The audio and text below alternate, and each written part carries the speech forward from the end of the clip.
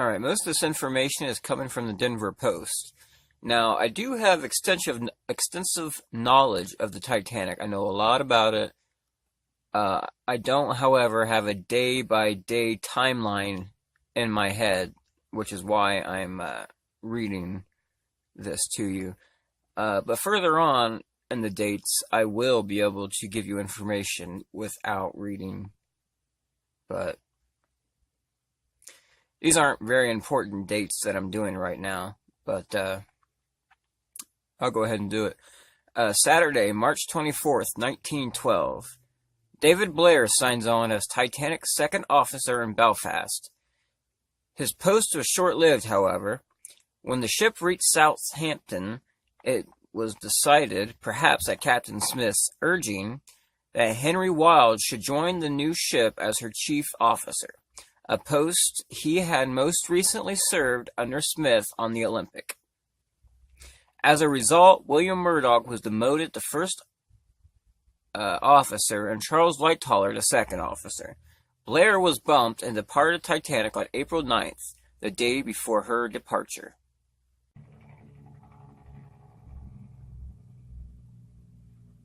Sunday, March 25th, 1912. Herbert J. Haddock signs on as captain of Titanic, a position he'll hold for only 1 week until Captain Edward J. Smith, commander of the Olympic, arrives to assume command of the White Star Line's new flagship. Haddock will then assume command of Olympic.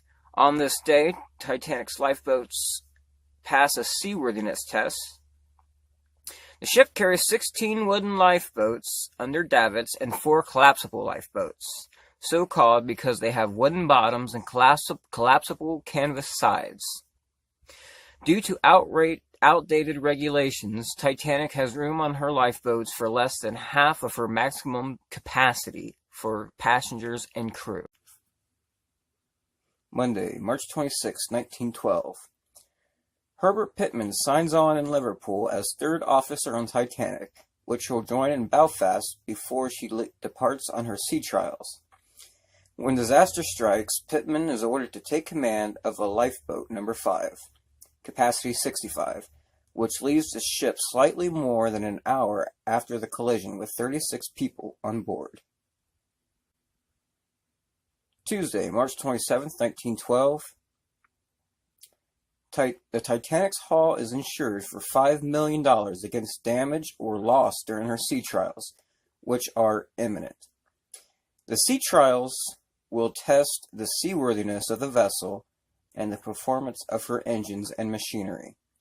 The policy is underwritten by a company on both sides of the Atlantic.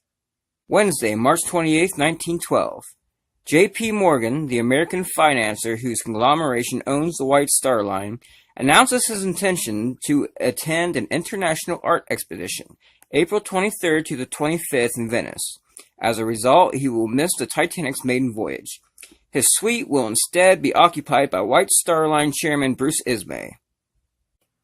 Thursday, March 29, 1912. The rush to complete Titanic in time for her maiden voyage means there won't be time for her to spend a day on public display in her port of registry, Liverpool. Today, however, journalists are allowed to inspect the ship in Belfast. Friday, March 30th, 1912.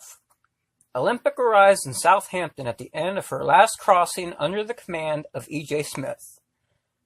His new command, Titanic, is nearly ready to leave the shipyard that built her after 3 years under construction. Saturday, March 31st, 1912. Preparations are made for Titanic to depart Belfast for her sea trials. The ship is swung around to face the path to Belfast, Lough, and the sea beyond. Sunday, April 1st, 1912. High winds prevent Titanic from undergoing her sea trials. She remains in Belfast, where Edward J. Smith assumes command, relieving Herbert J. Haddock. Monday, April 2nd, 1912. Titanic departs Belfast at 6 a.m. on her sea trials, and for the first time is photographed moving under her own steam. Her 40-mile journey along the Irish Sea takes roughly 12 hours and satisfies the requirements of the British Board of Trade, which certifies her ready for service.